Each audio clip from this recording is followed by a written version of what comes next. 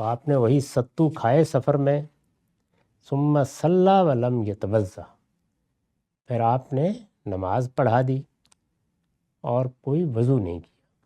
سلامتی ہے ان آنکھوں پہ جو ہدایت پہ نظریں جمائے بیٹھی ہیں، ان کانوں پہ جو ذکر خیر کے منتظر رہتے ہیں، اور ان قدموں پہ جو ہدایت کی راہ پہ گامزن ہیں۔ بسم اللہ الرحمن الرحیم۔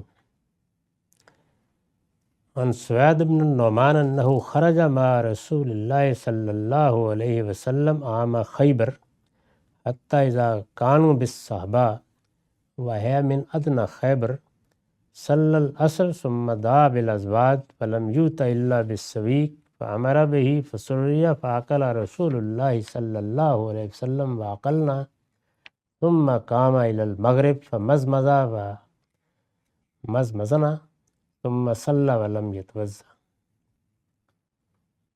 سوید بن نعمان بیان کرتے ہیں کہ وہ رسول اللہ صلی اللہ علیہ وسلم کے ساتھ سفر میں نکلے، اور یہ وہی سال تھا جس میں خیبر کا سفر ہوا ہے، یہاں تک کہ صحبہ کے مقام پر پہنچے، اور یہ وہی خیبر میں زیریں علاقہ ہے۔ رسول اللہ صلی اللہ علیہ وسلم نے جیسے کہ قافلے چل رہے ہوتے ہیں، کسی جگہ پڑاؤ کیا، نماز عصر پڑھی، پھر آپ نے کچھ کھانے کے لیے طلب فرمایا، تو ہمارے پاس سوائے ستوؤں کے اور کچھ نہیں تھا، وہی پیش کر دیا گیا۔ تو آپ نے فرمایا کہ ان کو ذرا گیلا کر لو، اس سے نگلنے میں آسانی ہوگی۔ تو آپ نے وہی ستو کھائے سفر میں، اور ہم نے بھی وہی کھائے، وہی ہمارے پاس تھا۔ پھر آپ مغرب کی نماز پڑھنے کے لیے کھڑے ہو گئے، مزمزہ و مزمزنا، تو ہم نے بھی نماز پڑھنے سے پہلے کلی کی، اور آپ نے بھی کلی کی۔ ثم صلی ولم یتوضا، پھر آپ نے نماز پڑھا دی اور کوئی وضو نہیں کیا۔ یہ وضوئی کا باب ہم پڑھ رہے ہیں، تو اس سے وہ یہ بتانا چاہتے ہیں کہ لوگوں میں یہ غلط فہمی پیدا ہو گئی ہے کہ اگر کوئی چیز کھانے کی ہو، پکی ہوئی ہو، چولہے کی پکی ہو، اس طرح کی بہت سی چیزیں بیان ہوئی ہیں اس تاریخی معاملے میں، تو پھر وضو کرنا چاہیے۔ وہ بیان کر رہے ہیں کہ نہیں، ہمارے سامنے یہ ہوا، ستو کھائے رسالت میں آپ صلی اللہ علیہ وسلم نے، تو بس اس پہ اکتفا کی کہ کلی کر۔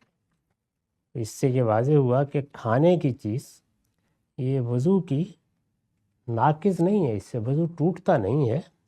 البتہ آدمی یہ محسوس کرے کہ میں خدا کی بارگاہ میں حاضر ہو رہا ہوں، تو طبیعت میں نشاط ہونا چاہیے، پاکیزگی کا زیادہ احساس ہونا چاہیے، تو وہ کلی کر لے، اس سے اطمینان ہو جائے تو اچھی بات ہے۔ وضو بھی کر لے، وضو کی تجدید کر لے، جتنی تیاری اچھی ہو پروردگار کی بارگاہ میں جائے، لیکن وضو ٹوٹا نہیں ہے۔ اس سے یہ بتانا مقصود ہے کہ لازم نہیں کہ اب وضو کیا جائے، اگر پہلے سے وضو ہے تو اس سے نماز پڑھی جا سکتی ہے۔ تو وہ رسول اللہ صلی اللہ علیہ وسلم کا عمل بیان کر رہے ہیں کہ آپ نے ایسے ہی، اس سے پیچھے پکی ہوئی چیز کھانے کے بارے میں بھی بیان ہو گیا، اور یہاں جو چیزیں پکی ہوئی نہیں ہوتی ان کو کھانے کے بارے میں بھی بیان ہو گیا کہ صرف کلی ہی کیا۔ وعن علی قال قال رسول اللہ صلی اللہ علیہ وسلم مفتاح الصلاۃ الطہور و تحریمها التکبیر و تحلیلها التسلیم۔ یہ ابو داؤد، ترمذی، دارمی کی روایت ہے، یہاں اس کا رقم ہے 312۔ علی رضی اللہ عنہ بیان کر رہے ہیں، رسول اللہ صلی اللہ علیہ وسلم نے فرمایا، وہ بیان کرتے ہیں کہ آپ نے فرمایا، نماز کے لیے تم ابتدا نہیں کر سکتے جب تک کہ تمہارا وضو نہ ہو۔ نماز کی کنجی یہی وضو ہے، یعنی اس کا قفل کھلے گا اس سے۔ یہ کسی موقع پر ایسا کوئی جملہ آپ فرما دیتے تھے کہ جو لوگوں کو یاد رہ جائے، یعنی دین جب ابتدا میں بتایا جا رہا ہوتا ہے تو جوامع الکلم، جس کو خود آپ نے فرمایا کہ اوتیت جوامع الکلم، مجھے بہت ہی چھوٹے چھوٹے جملوں میں جامع باتیں کہنے کی صلاحیت دی گئی ہے، اوتیت جوامع الکلم۔ تو یہ اسی طرح کی چیز ہے، گویا آپ اس کو یاد کر لیں تو بس سارے جو بنیادی چیزیں ہیں وہ ذہن میں رہ جاتی ہیں۔ کہا کہ یہ دروازہ، نماز کا دروازہ جس کنجی سے کھلے گا وہ وضو ہے، طہارت ہے، وہ ہونی چاہیے۔ و تحریم و تکبیر، جب تم نے اللہ اکبر کہہ کے شروع کر لی نماز تو اس کے بعد نماز کے علاوہ باقی سب چیزیں حرام ہو گئیں، یعنی اب باتیں نہیں کی جائیں گی، دائیں بائیں نہیں دیکھا جائے گا، ادھر ادھر نہیں جائیں گے، ہر چیز ختم ہو گئی، اب نماز ہی ہے جس میں تمہیں رہنا ہے۔ و تحلیل و تسلیم، اور پھر اس سے نکلنے کی راہ کیا ہے؟ سلام پھیر دینا۔ تو یہ آپ نے 3 جملوں میں گویا بتا دیا کہ نماز کی پابندیاں اس طرح ہیں، اس کی شرائط حدود یہ ہیں، درمیان میں پھر تم نے کیا پڑھنا ہے کیا کرنا ہے وہ تو ایک سنت کے طور پر جاری ہے، اور اس سے ہم مسلمان واقف بھی ہیں۔ وعن علی بن طلق قال قال رسول اللہ صلی اللہ علیہ وسلم اذا فسا احدکم فلیتوضا ولا تاتوا النساء فی اعجازہن۔ یہ بھی ترمذی کی روایت ہے اور یہاں اس کا رقم ہے 314۔ علی بن طلق بیان کرتے ہیں کہ اگر کسی شخص کے ہاں ہوا نکلے اور آواز نہ بھی ہو تو وضو کرنا ہے۔ یہ پیچھے بھی بیان ہو گیا ہے کہ اس کو معلوم ہو جائے کہ ہوا خارج ہوئی ہے، وہ اس کی آواز سن لے یا اس کو محسوس کر لے تو پھر وضو کرنا ہے۔ اس سے پیچھے اگر ایک شبہ سا ہو رہا ہے، کچھ پیٹ میں محسوس ہو رہا ہے تو آپ نے فرمایا وضو کی ضرورت نہیں ہے، یعنی شک کی بنیاد پر اور اپنے آپ کو اس طرح کے وہم میں ڈال کر آدمی کو یہ سوچنا نہیں چاہیے۔ یہ وہی بات انہوں نے بیان کی کہ یہ ہو جائے تو پھر البتہ وضو کرنا چاہیے، اور اس کے ساتھ یہ فرمایا کہ بیویوں سے ملاقات جب بھی کرو تو قدرت کے بتائے ہوئے راستے ہی سے کرو، دوسرے راستوں کی طرف نہ جاؤ۔ وعن انس قال كان اصحاب رسول اللہ صلی اللہ علیہ وسلم ينتظرون العشاء حتى تخفف رؤوسهم ثم يصلون ولا يتوضؤون۔ یہ بھی ابو داؤد، ترمذی اور بعض دوسری کتابوں میں روایت نقل ہوئی ہے، اور تھوڑے بہت الفاظ کے اختلاف کے ساتھ مضمون ایک ہی ہے۔ اس میں یہ بیان کیا ہے انس رضی اللہ عنہ نے کہ رسول اللہ صلی اللہ علیہ وسلم کے اصحاب عشاء کی نماز کا انتظار کر رہے ہوتے تھے، یعنی انتظار میں ہوتے کہ حضور آئیں نماز پڑھائیں۔ عشاء کی نماز ذرا تاخیر سے ہی پڑھانے کا طریقہ تھا، تو انتظار کر رہے ہوتے تھے۔ اب ظاہر ہے نیند بھی آ جاتی ہے، خاص طور پر گرم علاقوں میں، تو بیٹھے بیٹھے سر جھک جاتے جیسے نماز کے انتظار میں بیٹھے ہوتے ہیں۔ تو اس میں پھر یہ سوال پیدا ہوا کہ نیند آ گئی تو اس سے کیا وضو ٹوٹ جاتا ہے؟ تو وہ یہ کہتے ہیں ثم یصلون ولا یتوضؤون، اس طرح کی نیند، یعنی ایک جھونکا سا آیا، اونگ سی آ گئی، بیٹھے بیٹھے سر جھک گیا، اس سے کچھ نہیں ہوتا۔ وہ ایسے ہی نماز پڑھ لیتے تھے، وضو نہیں کرتے تھے۔ دوسری جگہوں پر یہ آ جائے گا کہ اگر آپ اطمینان سے سوئیں تو پھر وضو کر لینا چاہیے، کیونکہ پھر نہیں کہا جا سکتا کہ اس طرح کی نیند میں کیا صورت پیش آ گئی اور کیا پیش نہیں آ گئی۔ تو یہ دونوں کا فرق ہے، اسے ملحوظ رکھنا چاہیے۔ وآخر دعوانا الحمدللہ۔ بسم اللہ الرحمن الرحیم۔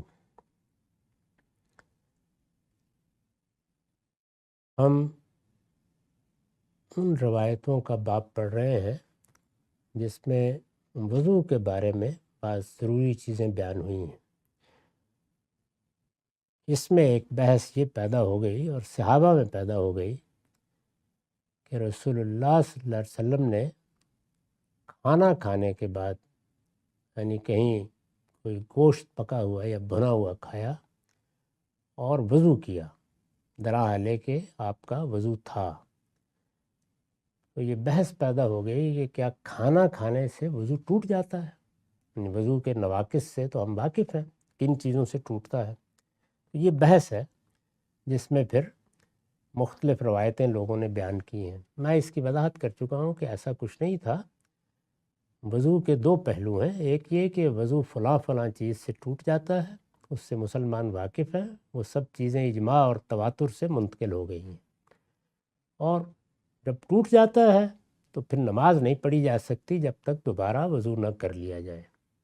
یہ جانی پہچانی بات ہے، لیکن کچھ صورتیں ایسی پیدا ہوتی ہیں جن میں انسان خیال کرتا ہے کہ کچھ وضو کی کیفیت نہیں رہی، یعنی وضو تو ہے، کوئی ناقص پیش نہیں آیا، وضو ٹوٹا نہیں ہے۔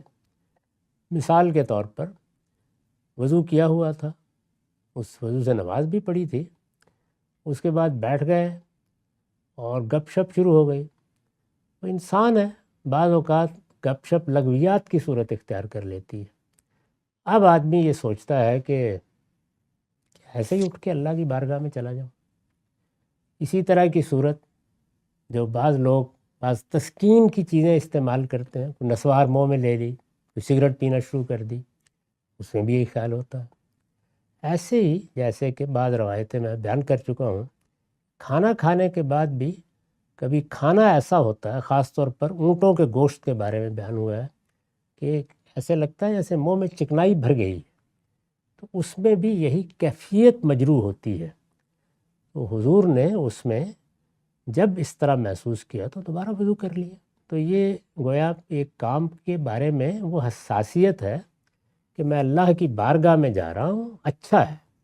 اس میں دونوں چیزیں پیچھے بیان ہو گئی ہیں، یعنی اگر تو کوئی ایسی چیز نہیں ہے، طبیعت میں بھی نشاط ہے اور اس کے بابست کے کچھ کھایا پیا ہے، لیکن اسی نشاط کے ساتھ وضو تھا، نماز پڑھی، ٹھیک ہے، بالکل۔ محسوس کیا کہ ایسی کوئی صورت ہے کلی کی، اس سے طبیعت بحال ہو گئی، وہ اثر دور ہو گیا، نماز پڑھ لیں۔ اور اگر یہ محسوس ہوتا ہے کہ نہیں وضو ہی کر لینا چاہیے، تو یہ اچھی بات ہے۔ تو دین میں ہر چیز کے دو درجے ہوتے ہیں، ایک جب وہ لازم ہو جاتی ہے اور ایک جو اس کے پسندیدہ مواقع ہیں، تو یہ ان کا بیان تھا۔ لیکن بہرحال لوگوں میں غلط فہمی پیدا ہو گئی اس معاملے میں، تو اس میں پھر صحابہ میں بہت بحث ہے۔ تو یہ بھی اسی سلسلے کی اب آخری روایت ہے، اس کو بھی سن لیجئے۔ وعن انس بن مالک قال كنت انا وابی وابو طلحہ جلوسا فاکلنا لحما وخبزا ثم دعوت بوضوء فقال لما تتوضا فقلت لهذا الطعام الذي اكلنا فقال اتتوضا من الطیبات لم يتوضا منه من هو خیر منك۔ یہ مسند احمد کی روایت ہے، یہاں مشکات میں اس کا رقم ہے 329۔ انس بن مالک کہتے ہیں کہ میں اور ابی بن کعب اور ابو طلحہ، ہم سب یعنی تینوں یہ بیٹھے ہوئے تھے اور ہم نے روٹی اور گوشت تناول کیا، اکلنا لحمن و خبزہ۔ اس کے بعد میں نے وضو کا پانی منگوایا، خیال تھا کہ نماز پڑھنی ہے تو وضو کر لیا جائے۔ تو دونوں نے یعنی ابی نے بھی اور ابو طلحہ نے بھی مجھ سے کہا کہ لما تتوضا، کیوں وضو کیوں کر رہے ہو؟ تو میں نے کہا کہ یہ جو کھانا کھایا ہے اس کی وجہ سے وضو کر رہا ہوں۔ تو دونوں نے کہا کہ طیبات کھائے ہیں، یعنی کوئی ایسی چیز تو نہیں کھائی جو حرام تھی، وضو کرنے کی کیا وجہ ہے؟ یہ بحث تھی چونکہ۔